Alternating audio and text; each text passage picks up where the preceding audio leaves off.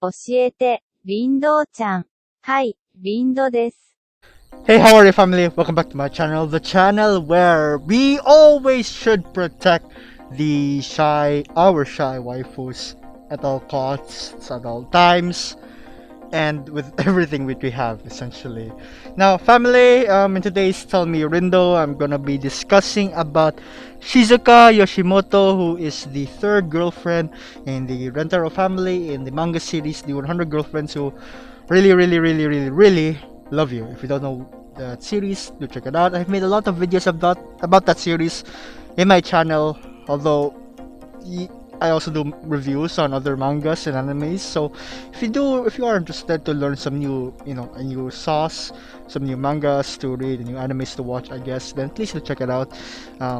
Yeah, that would be nice. Be part of the family. Now, without further ado, let's get on with Shizuka Yoshimoto. Now, Shizuka is a shy type of character who follows the shy person trope, and in this case, her impact towards the story, or at least towards the reader, right? It's a really huge. There's a huge. There's a lot to talk about. There's a huge. Not impact. I really said impact. There's a huge story behind it. Not really huge per se, but it's somewhat emotional, right? When we first met Karane and Hakari, we didn't knew much about their backstory yet, but when we were introduced to Shizuka, right? First impressions of her when I first saw her in the series, I was like, yes, finally we're gonna have a a this type of character by her appearance, but personality wise, okay, that's a that is one thing. That's a one nice way to take it this way, to having this type of personality for this new girlfriend. And then, as at that time or at that moment of the manga, right? Karane and Hakari were already, they're already okay with the situation that they have with the three of them going out together, starting with the three of them, right, as a family, right? But then when Shizuka came in, there's a room for that was the moment where, like, things would escalate. You know things would escalate, but how will Rentaro and the family will come to accept it? How will they come to terms with having someone else, a new girlfriend, join into the family? And towards her backstory, it really is something that's, it's heartbreaking in a way. I was really tearing up at the moments when we knew that. I'm just gonna spoil with it because I need to really expand on this. Shizuka, she is so shy that she's really poor in making conversation. She can't really talk to people as much, and so she would use these books, specifically lines from books, from the characters, of course, in order to convey her her thoughts, her feelings, or to that's how she communicates with people. And for that, people thinks that she was weird, and even her mother, as far as I remember, yeah, it's only shown that the mother was really upset about having her own daughter, quote unquote, not be normal, which, as much as I don't want to say that word, it is, it is what it is. And she has, something pretty similar to Komi-san, communication disorder. I don't think I should classify it as that. I don't know, in a way. So yeah, there we go. Shizuka, she is poor at making conversations, and everyone thinks weirdly of her. But when she connected with Rentaro, the first time when she zinged with Rentaro, she started to make new friends, and she started to get, a more feeling of love within her life. And it's beautiful to see how Rentaro decided, what Rentaro did for her, rather, when he transcripted all of, or when he is that the word, transcripted, or he he wrote all of the lines from the novel into a smartphone app so that all she can do is just tap the button and it would text to speech it, right? And it's now become the way of communicating, her way of communicating throughout the series.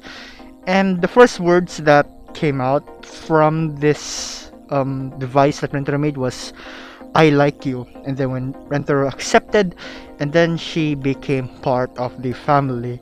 And it's so touching to see this development, trying to see this type of person, the personality of this person, trying to overcome something as, you know, confessing your love to someone.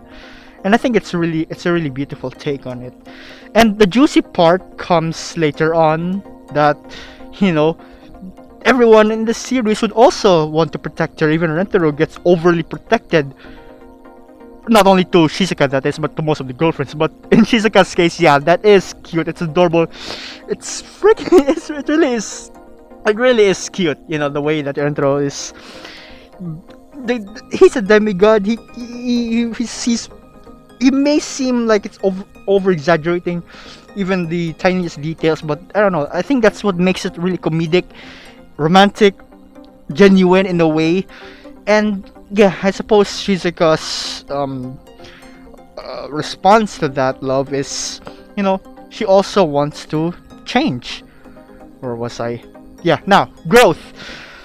As I've mentioned before, right, in the chapter with Karane and Hakari, right, when Shizuka was introduced now to the family, it pointed out a really good element towards how the romance of it would develop, specifically the harem bit, and that is the whole hierarchy within the family, you know, because Shizuka, knowing that she is just the third, right? She's the third girlfriend, family member to come into the family, and Hakari and Karane were the first. So that would mean, or in Shizuka's mind at least, it means that, you know, Hakari and Karane, they should really prioritize more Rentero's love than her own, because she also feels insecure, she feels doubt within herself.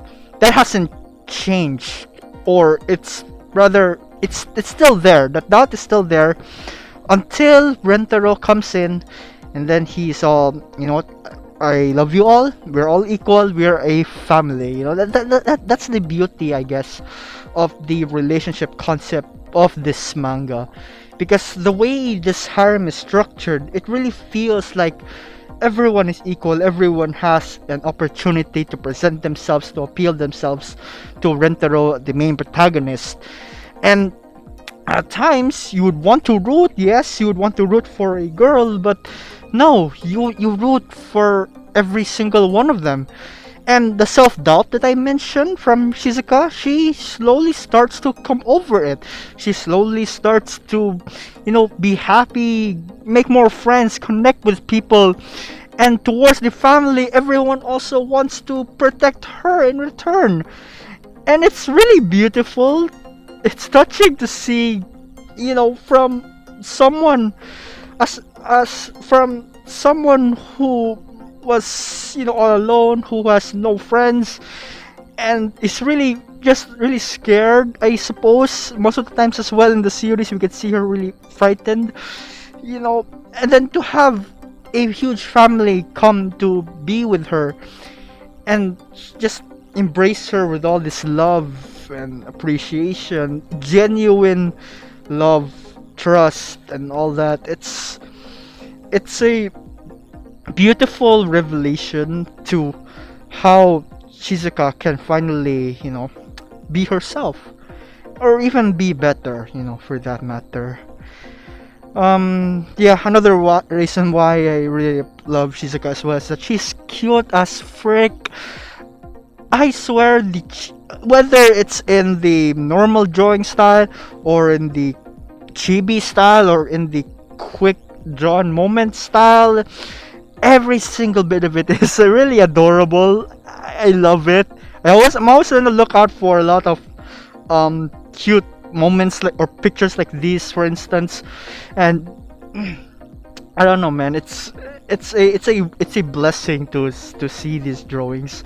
Um, the illustrator Nozoa Yukiko Sensei really did a good job with this, and I'm so happy to get to witness this. And this does not only go to Shizuka, the other characters as well. Speaking of which, within the picture, I shall also mention how adorable it is when Shizuka, along with Kusuri Senpai, Chiyo, or Momiji, I guess, yeah, those three, the quote unquote, the can't say this, quote unquote lollies of the family, but yeah, it's cute when they do things together. It's adorable, it's heartwarming, and it makes you feel free.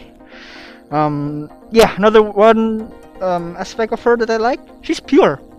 Or until that one chapter. It's adorable. Sorry, Shizuka, but yeah, cute. This makes actually the first person, yeah, the only person in the family who has. I'll let you read it for yourself.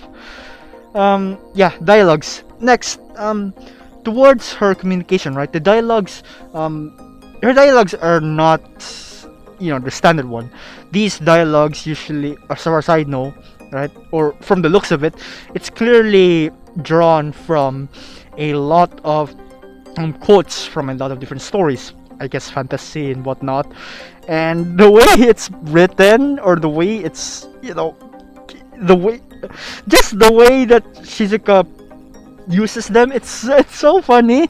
Like this one, the castle invasion was halted by the devil's trap, or he is the so-called berserker. He would even declare war. I believe I shall secret myself away. Thieves! Now, what manner of wicked ingredient will I find? Like, I also just realized something a bit that, yeah, a lot of these quotes rather are chained together so that they can make a proper sentence. But yeah, I absolutely love it. It's a nice feature towards this character. I don't think I've seen anyone. I think I have, but not quoting from a book. I don't know. I must have been. I don't know. Anyway, the point being is that this type of communication, this form of communication, it's done well. I love it. What's next? Oh yeah. I guess it's the conclusion. Right now, I forgot to put the conclusion. Okay, there you go. Right now, family. In conclusion, Shizuka, despite being a shy type, well, technically she's also a literature type of waifu. Yes, she's part of the library committee, so there we go. Despite being a shy type or literature type of character, she has a very, very strong presence within the manga. But one thing I do have to say about her is her text-to-speech device. Now, at one side, it is a nice and creative charm of hers. Some shy types of characters would either speak softly, convey their message through written words, or through plaques like komi, or through drawings, or through senryus. We've already gone through that before. But I guess she's not technically a shy type. Anyway, different forms of communication, and there's many more than what I just listed, of course. But the point is that this specific form of communication, it is great. It adds a nice comedic touch towards the dialogues, and it sounds cool, to hear, especially considering that they're coming from quotes from characters of novels. It sounds cool, I guess. Yeah. Now, in the other hand, the other side rather, the use of her voice whenever she speaks, or especially sings, the room would just explode of cuteness, and I may not hear her voice. Of course, it's a manga, but I can feel it in my soul, and it is refreshing. In the karaoke chapter, it really showed my point well. Now, that those two sides. That's really the dilemma, isn't it? After this many chapters in, she still uses her text-to-speech device, and it has become somewhat normal within the family. So the question is, do we want Shizuka to keep her quotational form of conversations going, or maybe at some point in the series, in the later chapters, of course, she may come to use her own voice in conveying a message, or essentially, in other words, just simply talking. But it's a thing with the author. The author does what he wants, and I think so far the series, especially towards Shizuka, it's done brilliantly. And towards Shizuka herself as a character, I guess she also wants to take her time, getting more and more of that strength to speak to others with her own voice, that is. But yeah, you know what? So far, as I've said again, development has been good, and the times when she projects her voice, beautiful, and it's just nice to see that development within her. And really, either way, it's still cute